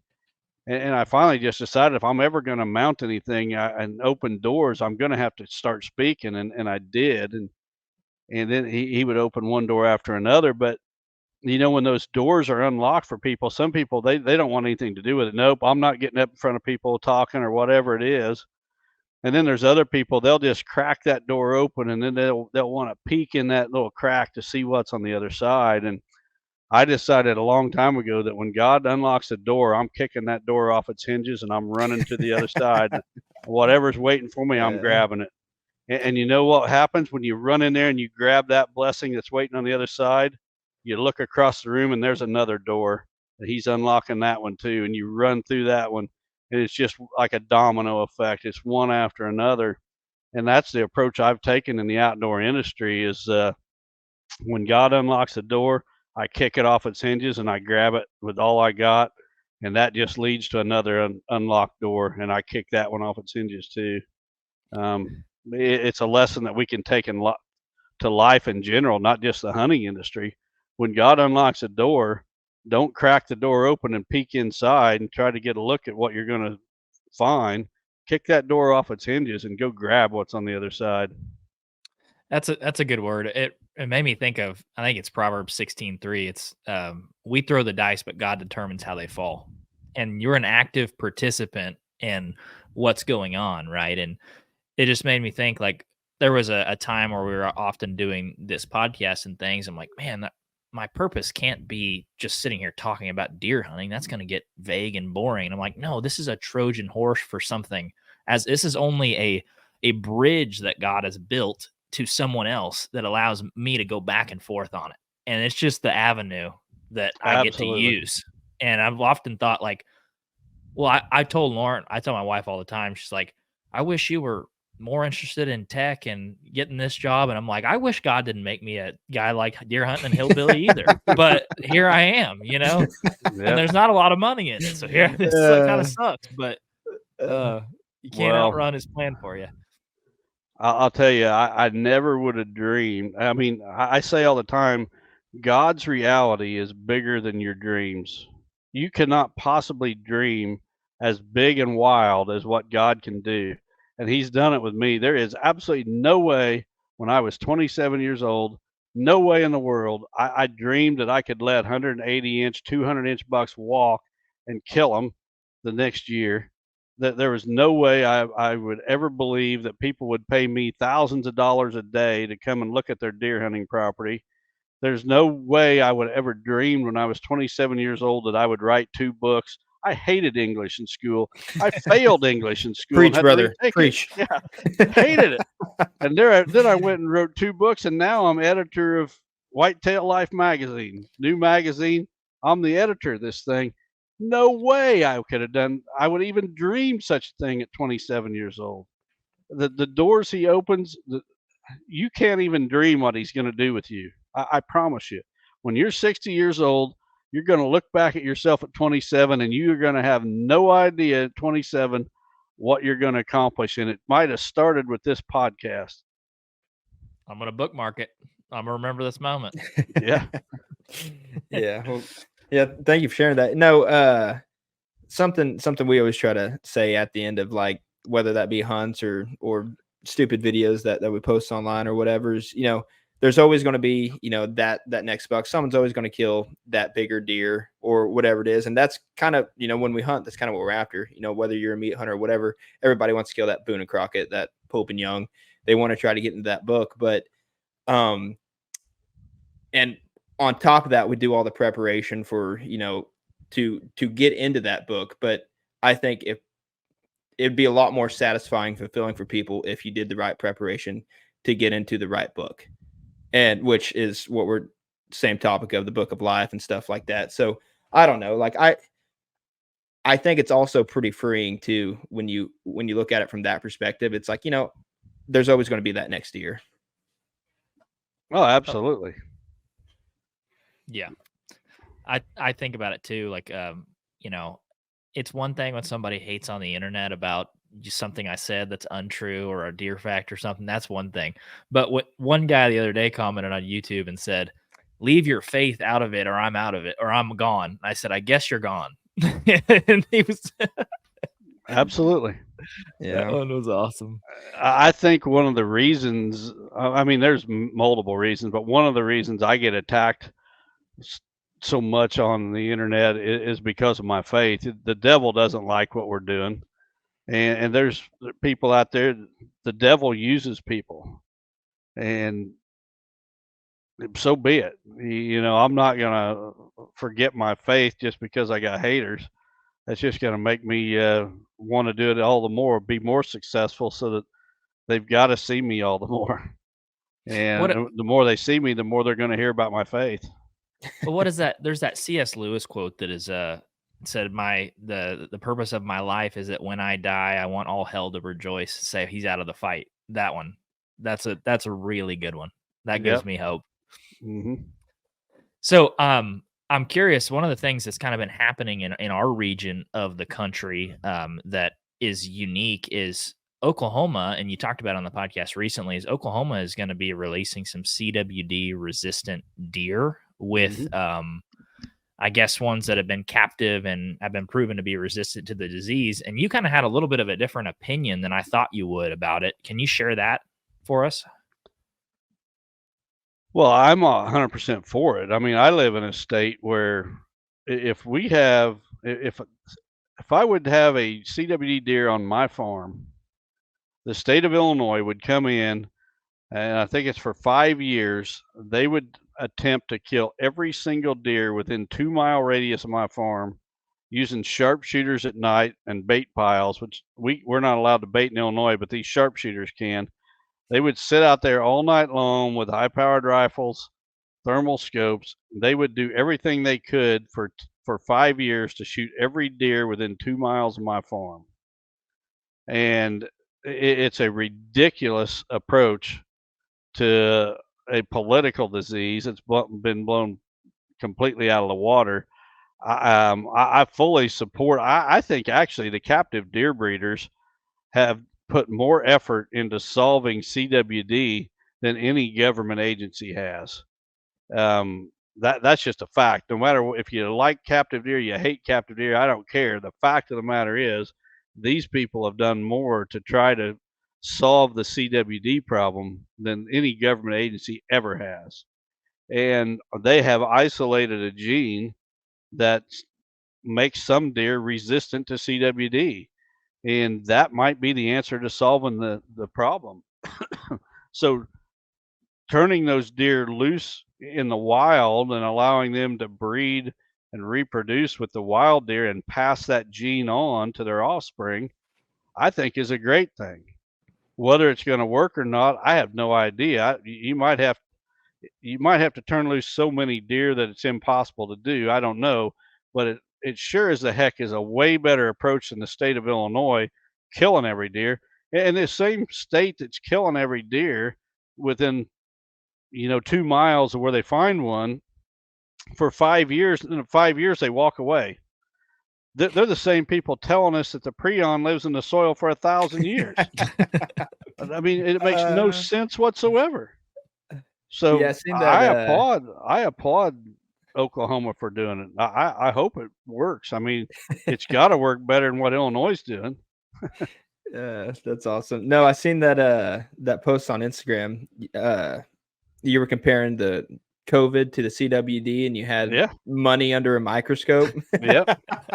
That hit home. There's so many correlations. It's just a government-funded money laundering scheme. Just like, well, I'm going to get on a political rant here, so I'll stop. But anything the government's involved in, when politics become involved, then money becomes involved. And when money gets involved, money's the root of all evil. Mm-hmm. Well, it kind of gives it an avenue to, I mean, just this might be a tinfoil hat moment, but it kind of brings an avenue to be like, okay, this is a disease. Most common folk like myself, we don't know crap about biology, science, and all that stuff. So it kind of scares them. Oh, that thing has CWD. That deer doesn't need to be eaten. And it's kind of a way for them to kind of almost outlaw hunting in general if they wanted to. Well, I think the way the government handled COVID and what we've seen since, with the 85 booster shots and all this, and you're going to die, and you got to wear a mask in your own car driving down the road, and got an arm growing out of your chest. Yeah, all kinds of stupidity. You go to the grocery store and they got the aisles marked. So you can only go one way down the grocery store aisle, and that's the biggest bunch of stupidity. That's the government at its finest right there. Everything the government does is corrupt, and they pay 3 times. No matter what they do, they pay 3 times to get it done than what they should, and it's all corrupt. Most of the time, that money's coming right back under the table to the crooked politicians. And CWD is nothing but deer COVID. Well, it just seems this purpose. I was listening to a podcast with the hunter guys. They were talking to the hunter advocates of Ohio, and they were talking about trying to get rid of corn piles. And they said, ultimately, if we had to, I don't want to misquote them, if they had to call on CWD as the ultimate way to get rid of corn piles, that they probably would. And when one of the first comments on that video was using CWD as a way to get what you want, I said, that's pretty messed up. And it's like, it just seems like it's this ultimate locus of control, right? It's this catch-all bucket of like, I don't like that, gone. Yeah, gone. No, it gives them that avenue for sure. I think that's a terrible approach, or even a thought that, okay, this disease gets me what I want. And ultimately, they want to get rid of the corn piles to grow bigger deer. I understand that. But to use politics to do it, I think I'm a big fan of small government. I'm probably the most conservative person you'll ever meet in your life. I want the IRS abolished. I want the FBI abolished. I want the Homeland Security abolished.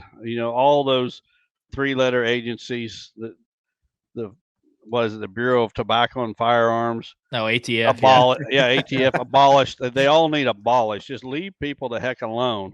We don't need a stack of new laws every year that's in a binder, 6 feet tall. I mean, we got 10 commandments. If we can follow the 10 commandments, if we can treat every person we come in contact with the way we want to be treated, we don't need all that other garbage. The government's way too big and way out of control. Yeah. They got a tax code. You got to have 10 employees just to read through it. Yeah. Well, if Donald Trump does one thing, I hope he abolishes the IRS. That'd be number 1 on my list.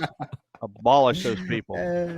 That's awesome. That's awesome. Well, it's kind of like the people in Kansas, like doing the most, I think, stupid things, just the most irrelevant things, like getting rid of trail cameras on public land. Like, who is that hurting? It almost feels like the people that are in charge of that now are just trying to pass something to get their name on a piece of paper saying, "See, look, this is what we did. These are the changes we implemented. So therefore, like, vote for us again for more changes." It almost feels like that kind of ploy. Mm-hmm. Yeah, and so who are they hurting? They're not hurting the guy with a lot of money that owns a hunting farm. Right. He's still going to have trail cameras. They're hurting the guy who only has public land to hunt. And let's face it, if a guy only has public land to hunt, he's not going to have 100 trail cameras, and he's not going to have high dollar trail cameras. He's probably going to have, 1 to 3 $49.99 Walmart junkers out there that don't work 90% of the time. Let the guy have his fun. I Right. mean, the government is just a fun hater for one thing. Everybody's having fun. Let's tax it or let's end it. That's a good point. Yeah, we were talking to we had a deer processor on the podcast, one of the biggest deer processors in Texas. He said he's processed over 40,000 deer in the last 20 years. And he was talking about how the Texas Parks and Wildlife will come to his processing plant to talk about CWD and try to shut him down to question him. And he's like, this is a way for them to completely outlaw the eating of wild game meat, which then why are you going to kill a deer if you're not going to eat it? Then every vegan is going to come out from the cracks. Oh, you're shooting deer just for fun? That's not right. We live in a messed up world, and my wife has to reel me in on a pretty regular basis and remind me that God's in control, and one day He's going to have final judgment, and not get wrapped up in these little battles. And she's right, but we live in the greatest country that's ever existed anywhere on the planet, and there's no way that a guy like me grew up with a bad attitude and just loving hunting should ever be as blessed as what he has. And it could have not happened anywhere except in the United States of America. And we got these liberal idiots trying to destroy that for my kids, my grandkids, your kids. It makes no sense at all. And even the phrase "Make America Great Again," who would be against such a thing? Just think about that. Who would be against making America great? I mean, just the fact that somebody is opposed to that phrase just tells you their mindset. They hate anything that's good. The devil is running wild right now, and he's running wild through our government and through our country, but his days are numbered. That's a good point. Well, you hear all this CWD talk, but on the flip side, you hear about, people's being more management minded for deer. And you've also heard the term, tossed around that, oh, we're in the glory days of hunting. Do you think that can quickly be, the glory days behind us with all this, the CWD and stuff like that? Well, I'm not sure that we're in the glory days. I think we passed the glory days. Really? In my opinion. I think the fact that even though I'm a guy that is able to buy and own hunting land, it's becoming a rich man's sport. And I'm not in favor of that at all. When I was 27, I could barely pay my bills. And you guys have probably heard me share the story before, but when my wife and I were first married, we were so poor, we had our electricity shut off multiple times. It wasn't from lack of work. And her and I both had jobs working every bit of overtime we could. But you come home and you got a paycheck and you got a stack of bills this tall on the kitchen table. You got to choose between buying groceries and paying bills, and you pay the ones you can. And I've been as poor as anybody. And the last thing I want to see is hunting become a rich man's sport. And that's exactly what's happening today. And yeah, I've fought my way out of it to the point where I could buy hunting land, but it's harder today than it was when I was 27. You guys to reach where I'm at today is going to be a harder, longer road than what I had. And I had a hard road, don't get me wrong. There's a lot of hours and a lot of sacrifice to be able to one day buy hunting land, but the hours and the sacrifice that I put in are nothing compared to what you two are going to have to put in to achieve the very same thing that I did. And it goes beyond just the hunting industry. It's society in general. I think there's a widening gap. The middle class is more towards the lower end of the middle class anymore. Just to keep your bills paid. How can most people save anything? Save 10% of their paycheck or whatever. I mean, it takes everything most people's got just to keep their bills paid and their kids fed. How are they ever going to save anything? So I think the heyday of hunting, or the glory days, I think they're past us. I think it's becoming a rich man's sport, and I think it's a path that we're going down that's not going to reverse. I think it's just going to continue in that direction. That's a shame because we're as more management minded as we've ever been. And you see people are killing as big a deer than has ever been killed. And yet it's becoming less and less opportunity for other people. Jake and I often, on a good lunch break, we like to complain every once in a while. And my grandpa told me what seems to be a daily thing. Yeah, my grandparents moved down from Wichita, Kansas to Northeast Oklahoma in 57 when my grandpa was 7 years old. And his on a single income, his dad bought 450 acres for $40 an acre. In a single generation, today that land is worth $4,000 an acre. It's 100x. Yep. How is that realistic for someone to own that type of land? It's insane. It's depressing. Well, yeah, I mean, the ground that I bought for $2,000 an acre 20 years ago is worth 15, 17 right now.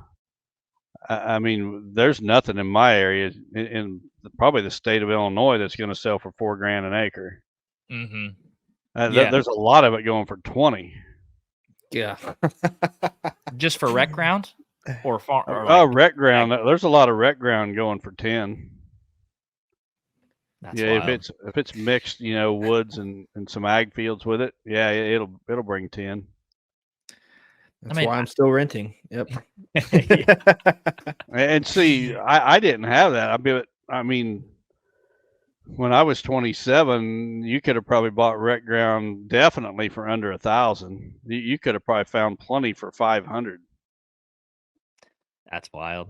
Well, Yeah. it's even when Jake and I were younger, we were talking about this the other day, like we had access to thousands of acres, 500 acres here, 500 there, 1,000 over here, and people were handing out permission. It wasn't even really permission. It was just like, yeah, you can hunt anything you can see. And today it's a guy from the city leases this with his 4 buddies, guy from out of state leases that with his 5 buddies, and it's no fault of their own. Everybody likes to shoot and hunt big deer, but it's just dwindling access for people that enjoy it and used to enjoy it in those areas. And I don't know what the answer to it is. It's forced us to public. In 2020, there wasn't a single acre of private ground I could hunt. I'm like, well, guess we're going to public or not hunting. And that wasn't an option. Yeah. I've seen it change too. And I just don't see it reversing. I think it's just going to get worse and worse. So the glory days, in my opinion, would have been probably the early 80s, early 1980s. And you think that we had the same caliber of deer in the 80s that we have today? Or no, are you just meaning from an access perspective? From an access perspective. The other thing that is going to ruin hunting is in technology. The cell camera, now we got drones, and where does it go from there? We got thermal imaging. I mean, literally, the hunter today has access to better gear than the military had just 20 years ago. So, 20 years from now, are we going to have what the military has today? That's a good point. Right now, the military could probably zoom into our windows and read our computer screen from a satellite, and that's not Yeah. that's really not that much of an exaggeration. I was at a government office, a USDA office. This has been a few years back, and they had the guy I was meeting with had like a Google Earth on his computer, but his Google Earth was in real time. There was actually a farmer farming in his field, and from that his computer, he could zoom in and he could watch that guy tractor going back and forth on the Google Earth type program. And I commented on how wild that was. He says this is nothing compared to what the military's got. The military could literally zoom in and read that guy's phone. So the technology is there. As we advance, the military technology is going to advance, and we're going to have access at some point in the future to what they have today. So, where does it end? Do we have a satellite that we can zoom in real time and find bucks and then go out and stalk them? Or do we use today? We could use drones to do that. And I know it's probably illegal in most states, but that's not going to stop people from doing it. And Yeah. one day it probably will be legal. So a couple aspects there, the technology and the fact that it's becoming a rich man's sport. I don't think we're in the heydays of hunting. I think, we passed the glory days and we're headed down a road that I really don't like. Yeah, well, the issue too is that, people there's something to gain from shooting a big deer, and you got those people that are by any means, right? There's a lot of folks that don't care one lick about the experience. I can tell you cell cameras and corn feeders in the South has I don't even look forward to going and hunting over those anymore, because I've done that so many times that I'm like, if this buck's hitting it every morning and I'm getting a picture and there's still corn in the feeder, I'm going to kill him on the right wind direction. And it's just not taking a lot of the joy out of it for me. Mm-hmm. And that's part of my individual journey. But there's a lot of people that if you could go in there with a cell camera over a corn feeder and shoot one with a bazooka and it was legal, that's where they draw the line. It's not about the experience. It's about legality. Right. And that's a sad part of hunting, right? That sucks. Well, that's hunting. The sad thing also is that if you take an ethical stand on anything, an example is my stand on crossbows. I've been blasted right and left because I don't think a crossbow should be used in archery season for an able-bodied hunter. Now, I'm fine with someone with a disability using a crossbow. No problem with that whatsoever. But, a 30-year-old man that's 6'6", 220 pounds, running marathons, you're telling me he needs a crossbow in archery season? Well, I don't think so. What's that? I don't have time to practice, Don. Yeah. Well, that's the excuse. But you know what it really is? They want it as easy as they can possibly get it. And if high-powered rifles became legal during archery season, they would throw down the crossbow and they would grab the rifle. It's all about how easy they can make it. And that's not what bow hunting was meant to be. I mean, bow hunting was a challenge. I remember the days when I started bow hunting, the success rate was about 3%. About 3 out of 100 bow hunters killed a deer every year. And think about that today. I don't know what the success rates are today, but it's way more than 3%. Well, bow hunting used to be something about intimacy and all that stuff. And today, you kind of see more people, worried or so worried about their arrow setup. How are they able to get the most distance out of their bows? So there's people that'll shoot basically a little straw just so they can try to poke an animal 105 yards away, when realistically that's not what bow hunting was meant to do. No, I think Barry Wenzel said it best. Bow hunting is a game of how close, not how far. Not how far you can shoot with your bow, but how close you can get to the game. And the advancements in equipment, the legalization of anything basically that comes along. I don't like the direction it's headed. I'll be honest. I'm glad I'm 60 and not 27, because you guys are going to see a lot more negative than I will, but it is what it is. One day Well, Jesus is going to come and take us away from all this, and we ain't gonna have to worry about it. Yeah. well, right before that, I just can't wait to, be sitting up in a stand and all of a sudden someone comes walking by, picking acorns up, just enjoying nature, wearing a Kamala Harris t-shirt and, blue hair and all that stuff. And I'll be like, all right, hunting's ruined now. Yeah, well, it could happen. Yeah, you're not far off from that, but it's all in the name of inclusion, right? I want everyone to feel included, everybody to have an option. Well, Everybody gets a trophy. yeah, well, Yeah. being fit, it's pretty exclusive. You don't get to eat like everybody else. You got to lift some. That's not how it works. Everything in this world is exclusive. So everybody to win, you have to pay a price, and that's just how it is. Like I saw something today on Instagram. A guy shot I don't know what it was, some African animal at 140 yards with a bow. And I was like, that's not an accomplishment. That's crazy. I don't think it is. And there was a lot of people egging him on in the comments, like, this was incredible. I'm like, he said, look at my arrow. It almost touched the sun as it came to the animal. And I was like, I don't think I'd be bragging about that. That's not bow hunting. That might be archery. Bow hunting is a two-part word, bow and hunting, and I always focused on the hunting aspect. A lot of people get wrapped up in the archery side of it. They always like to tinker with their equipment. I'm not a guy that likes to tinker with my archery gear at all. I'd rather focus on my hunting skills, focus on the deer, being a better hunter, getting closer to the deer. And I only take a bow along because basically I have to. But I'm sure not going to tinker with the thing in every spare minute that I got, like some people do. Well, we were in southern Missouri a couple weekends ago, meeting with Black Widow Bows, the traditional Yeah. company, Uh-huh. and it was a really refreshing conversation we had with one of the owners and his son. And they were talking about shooting stuff at 6 steps and shooting a moose at 9 steps. They weren't talking in yards. Right. They were talking in steps. I was having to do the conversion into yards in my head. I was like, that's 3 yards. And he said, I had one bull almost step on me and the end of my arrow could have poked him. And he eventually walked out of there. And I was like, man, this is refreshing. This is like, that's what bow hunting's about. You want to talk about guys that get it. Yeah. Yeah. Oh yeah.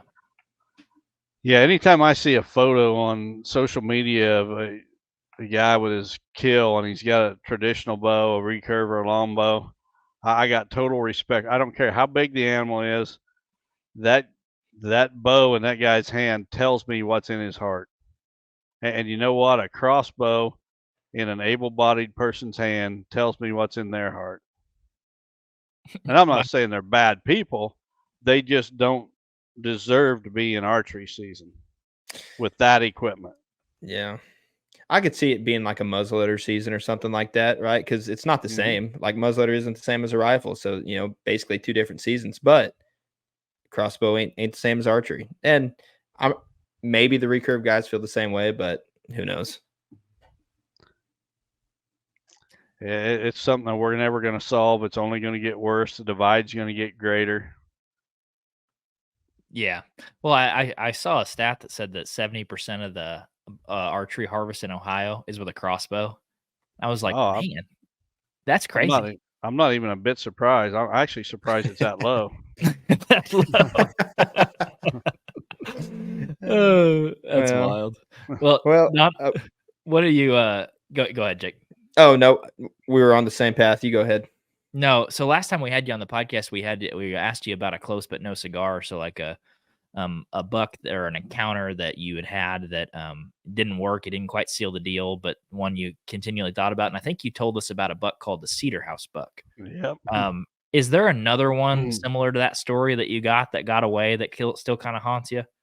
Yeah. There's another one that was, it's probably been 25, 30 years ago.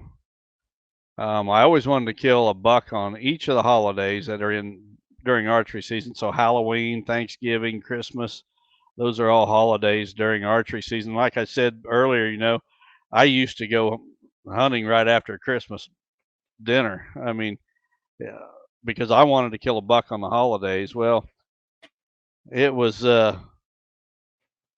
it was coming up on Thanksgiving, 2 days before Thanksgiving. I used to take, when I had a real job, I would take the entire month of November off. I'd save all my vacation. I would hunt the entire month of November. And so obviously Thanksgiving being in November, and there was this one year, 2 days before Thanksgiving, I had a doe and a buck come by my stand, and the buck was just a little year and a half old, but he was grunting and he was chasing that doe like she was about to come in heat, and she went by, her tail sticking straight out, and they went past my stand, and they were about 50 yards out in front of me, which is farther than I shoot. And this big old buck comes out of the brush and runs that little buck off, and he chases that doe off across the field. And so I seen where that buck, I knew that buck had been bedded, and he heard that buck grunting, the other little buck grunting and chasing that doe. So I knew where that buck was bedded. I figured he'd come back there because I was the only one who had permission to hunt that property. I didn't have a stand over there close to where he was bedded. I watched him chase the doe, so I know he's not home in his bed. I get out of my stand, I go back to my truck, and I get a stand. I know the weather forecast is calling for south winds the rest of the week. I come and I place that stand close to where that buck came out of the brush, the thick brush where he had been bedded, and it was just a little patch of brush too. I mean, we're talking a quarter of an acre. And I put my stand there on the edge where I can hunt with a south wind. I figured that doe's coming in heat. I could tell by the way she's acting. He's going to be with her for about 36 hours. I figured Thanksgiving morning is about when he's going to be done with her. He's probably going to come back in bed at this spot. And I get it all worked out in my head. I got my stand ready. I get out of there. I stay out the next day. Plans to come in on Thanksgiving morning. And I'm in that stand Thanksgiving morning. Everything's just like I planned. South wind. I come in a half hour before daylight, get in that stand. And a half hour after daylight, here comes that buck. It all worked out just like I thought it would. And I go to draw on that buck, and it was cold that year, and that morning especially. And I'd bought a new pair of gloves. They were the mitten type gloves where you got the fingers, and then you got the flap that folds over exactly them. what you're talking about. And it was the first hunt that I ever wore them things. And that was a huge mistake. I'll never do that again. Never take a piece of equipment on a hunt for the first time that you haven't used before. That buck comes by 20 yards. I go to draw, and that somehow that, and I'm not even at full draw yet. I'm at like 3/4 drawn, and somehow that flap of that glove got caught on the trigger of my release and hit and released my arrow, and the arrow just kind of rainbows out over that buck's. It flew over that buck's back. I'm not exaggerating. It went over his back by 15 feet and went beyond him and just kind of landed in the brush on the other side. He busted out of there. And he was a clean 5x5, probably in the 160s. At that time, he would have been a giant for me. I mean, I wasn't letting 160s go at this point. And it was Thanksgiving morning. It was the only chance I've ever had in my entire life to shoot a buck on Thanksgiving, a good one. And I blew it because of that new glove with the little flap that caught on the trigger and sent my arrow flying. So you won't be endorsing any mitten companies for hunting? I've never wore them stinking things again. Nope. No, I'll just stick my hands in my pocket with some of them little heat pack things and keep them warm that way. There won't be any mittens. That's awesome. Yeah, that's a good awesome. story. Yeah. Well, so is there anything crazy you're up to this season? Obviously you're not, before the podcast we talked to, you're not going to Iowa. You didn't draw it for that. Are you going to hunt Ohio or just stick in Illinois most of this year? That depends on what shows up on cameras in Ohio. own a couple properties over there. I do with a couple partners. And if there's a good buck over there, I'll definitely go to Ohio. But, I think the thing is, I don't think most people understand that I don't just hunt my own managed farm. Um, I hunt a lot of permission properties, even hunt public.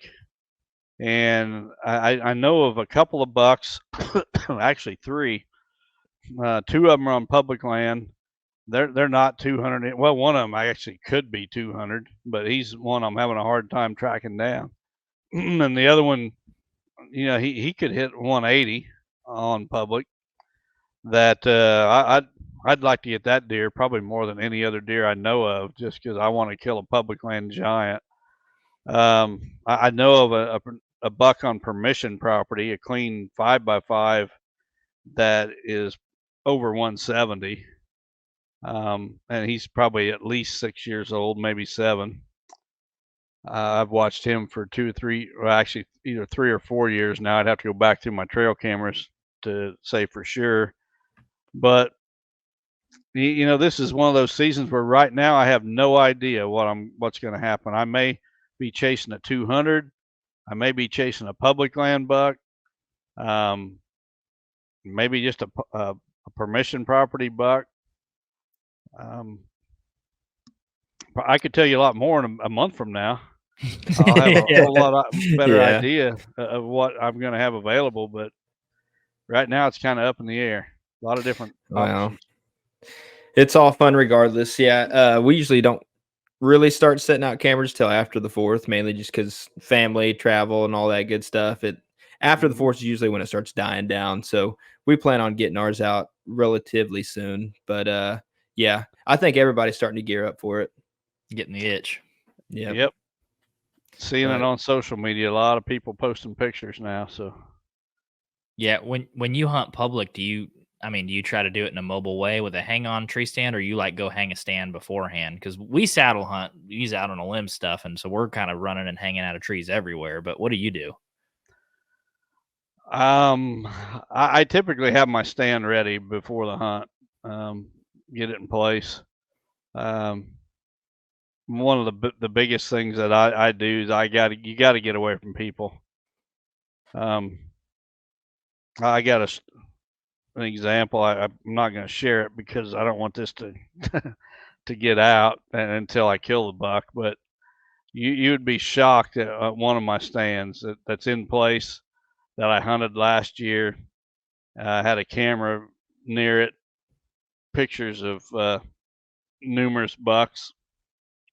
But the location of that stand, if I kill a buck from that stand and reveal where this location's at, people are it's gonna change the way people think that hear the story. Well, we'll just get in contact with our FBI guy, and they'll send one of those satellites drones, down your phone, and then we'll get the location that way. So you don't have to say anything; it's fine. Well, they're probably already tracking my vehicle everywhere I go anyway. So yeah. Well, that's awesome. Well, Man. Don, thanks for jumping on with us. I know it's late in the evening, and yeah, we really appreciate it. Well, thanks for having me. It's always a pleasure, and I wish you guys nothing but the best. Yeah, of course. Where can people check out your stuff? I know you got about 5 different businesses, but where's the best place for people to keep up with you? Maybe listen to the podcast and stuff. Probably on my YouTube channel, Chasing Giants with Higgins Outdoors.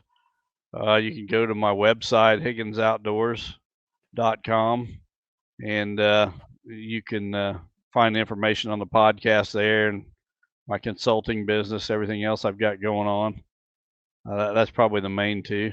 Social media, I post a lot on there, whatever I got going on. So Facebook and Instagram. That sounds good.